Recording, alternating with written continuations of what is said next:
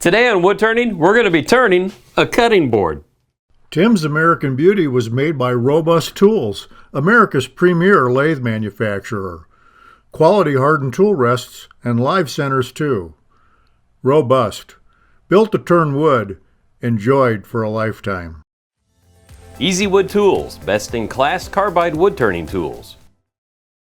So I'm working in the yard a while back and I hear somebody yelling from their car, "Hey, I like your videos." Why, thank you. Turns out it's Patrick, one of my neighbors. He also happens to be a very fine woodworker. He makes some amazing furniture, things like that. He also makes cutting boards. And he made this blank for us because he wants us to do this, turn it into a serving platter. So we dropped by his house to show us the process on how he makes these. Hi, I've been a woodworker for 10 years. I've built all sorts of things. But today, Tim is going to turn one of my cutting boards. So to make a cutting board, we just take and cut down boards into strips and then glue them together. We cross-cut into the pieces into the height of the cutting board we want. And then after we've cross-cut those, we'll turn them up on end grain, which gives us our thickness.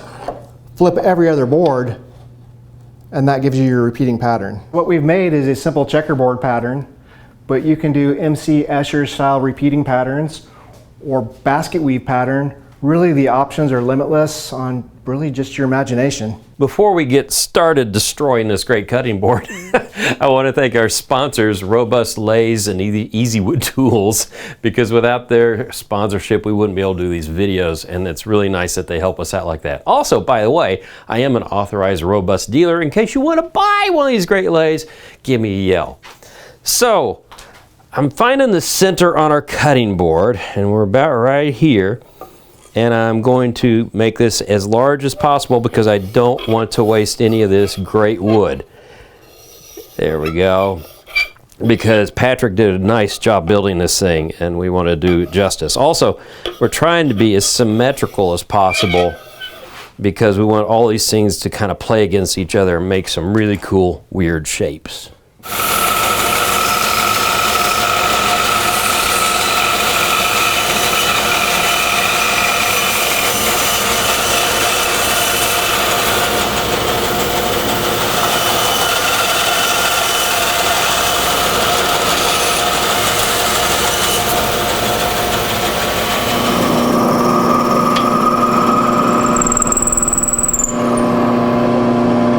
So the way we're mounting this is we have a hole drilled in here, and that's our worm screw inside our CrazyWood Easy Chuck. So bring this up. I don't want to hit Brian. And I'll just hold this here and turn this by hand, and that really coarse screw in there digs into the wood, and then we get a really nice grip. This pulls in really tight against the jaws of the chuck. I'm going to lock this in on my Robust lathe. It has a lock in here to keep the spindle from turning. It's a really nice feature when you want to do things like this. So now I just bring that in tight like so, and now we're held in there really well. The reason we're in this position is because we need to turn a recess on the bottom of our bowl, our serving dish, or whatever we're going to make, so we can expand the jaws into that and hold it so we can hollow out the inside on the next step after this. So I brought my tailstock up for just a little bit of support through this bit here. And what I want to do is I want to straighten out the side, start to lay slow and low, bring it up here. So I'm going to use my rounded carbide tip scraper to do this step. So I'm just going to gently come in and pass my hand across. See how it just ticks away the wood. This is actually side grain because the way Patrick made this cutting board, it's an in-grain cutting board. So I can use a lot of different tools on the sides here and not get in any trouble. Now I don't want a perfectly straight side. On the one that he made, it goes straight up and down, and I thought maybe I can give it a little bit of shape. That's good tasting walnut. You can still hear that ticking sound. So it means I'm not quite rounded out, but we'll stop it just to check. Oh, that's looking really pretty. And look how smooth the wood is too. So when you use a scraper like this on side grain, it works really, really well. I can feel some bumps, so I haven't gotten it all the way rounded out. Let's go in here, do another pass.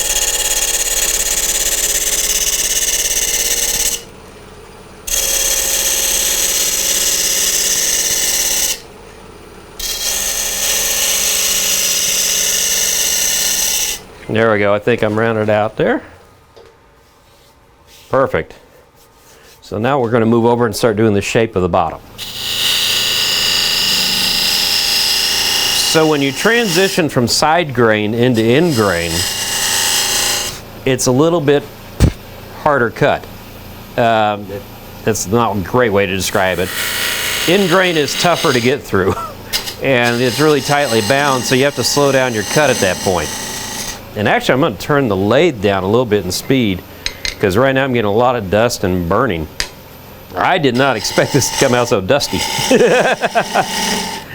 But you want to go into the end grain in this direction, because end grain is simply a bunch of straws pointing out this way. If I come back this way, I peel the straws apart. If I come in this way, I'm pushing against the straws, and it gives me a good cut.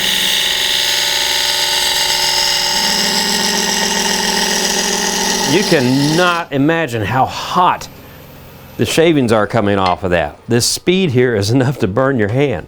But you can see I'm starting to just recess the edge here, round out the edge here. And we're going to work on getting our shape, because it's a fairly upright bowl, but you can see that curve towards the bottom. I want to get that sort of curve in there. And I actually do want to do what he did, make the bottom really flat, because it's a serving dish. We don't want it tilting or falling over.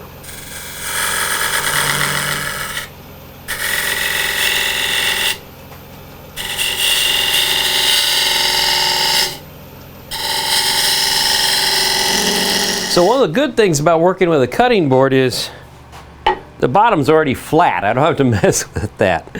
So I need to put a recess in here.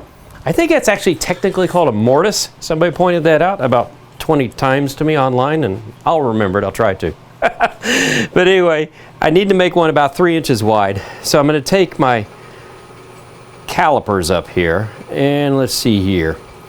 I've got one edge which will make a mark and one which won't. So I'm going to push this edge in, and you see the scratch? I'm going to come in. So we're pretty good there. That's about right. It might be a little bit wide, but that doesn't matter. We just want a good hold on here. So I'm going to take my scraper, my carbide cutter here, and simply push in. And I want this to be about 1/4 of an inch deep. And then that's what the jaws will expand into to hold it when we flip it around.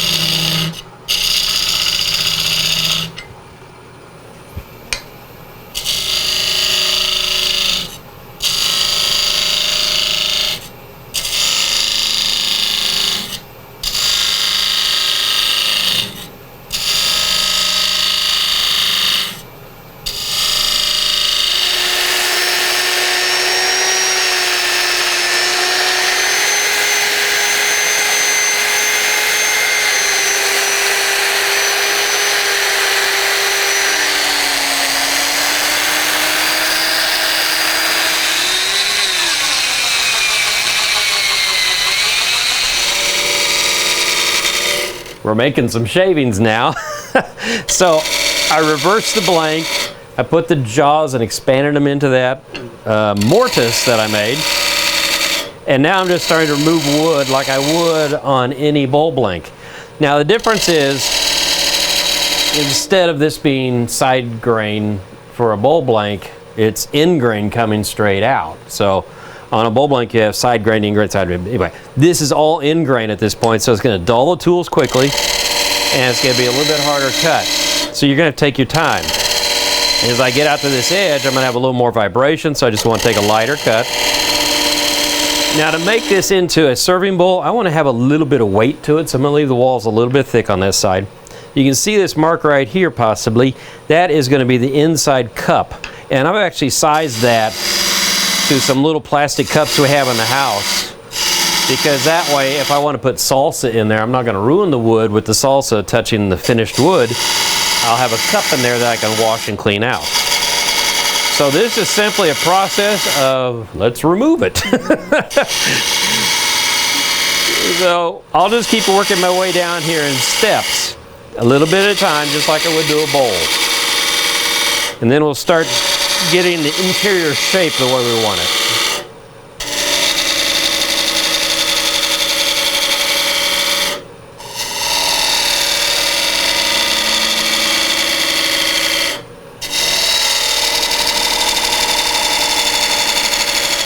So we worked our way in here a little bit deeper. I'm trying to look around the camera right now. Do this, okay. So what I'm doing is, this is all glued together wood, so I have to be very careful when I'm putting pressure out like that, or I could pop the glue joints apart. Although I think Patrick did a phenomenal job. I mean, these are cutting boards, so they really have to be able to handle a lot of abuse.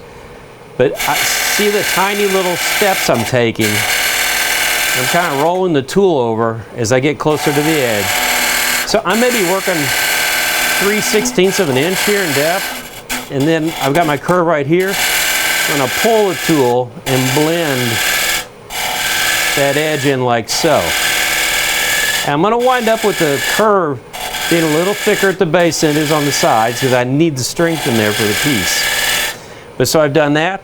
Now I'm just going to come back in here, go back in a little bit more, whoops, like so. And now I've cleared out enough room. I'm just going to keep repeating this step until I get down to the bottom.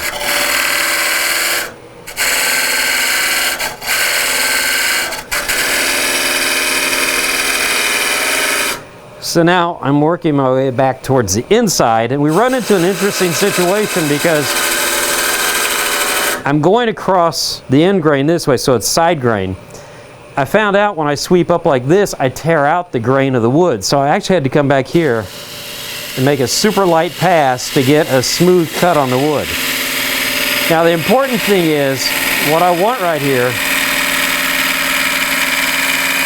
I'm holding my breath there, is a curved transition, because the curve makes this look so cool. And by the way, I have a mask on because there's so much dust out of this thing I gave up. I was coughing too much. But you can see, this curve is awesome. So I'm going to keep cleaning this out till I get that just nicely, beautifully blended. And then in this right here, I'm simply going to take the biggest Forstner bit I have to hollow that out, and I'll clean it up. Heck, if I had a Forstner bit this big, we would have done the inside of this too. Okay, back to eating dust and cutting.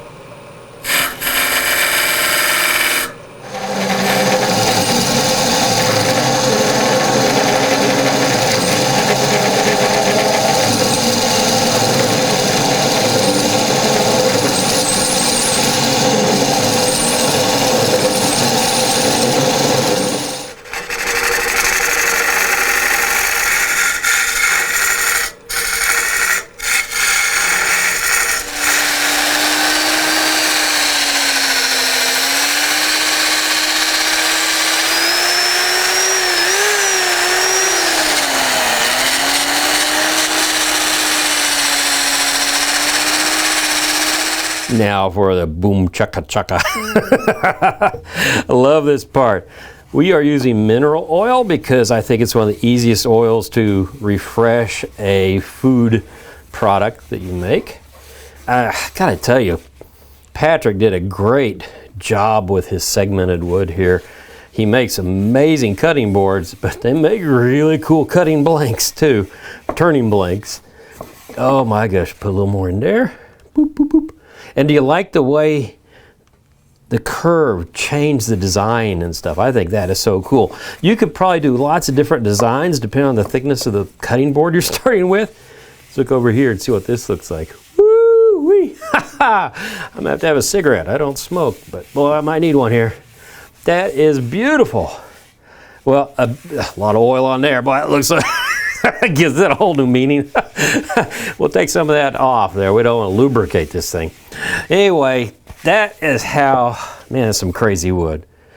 How you use a cutting board to make a serving platter.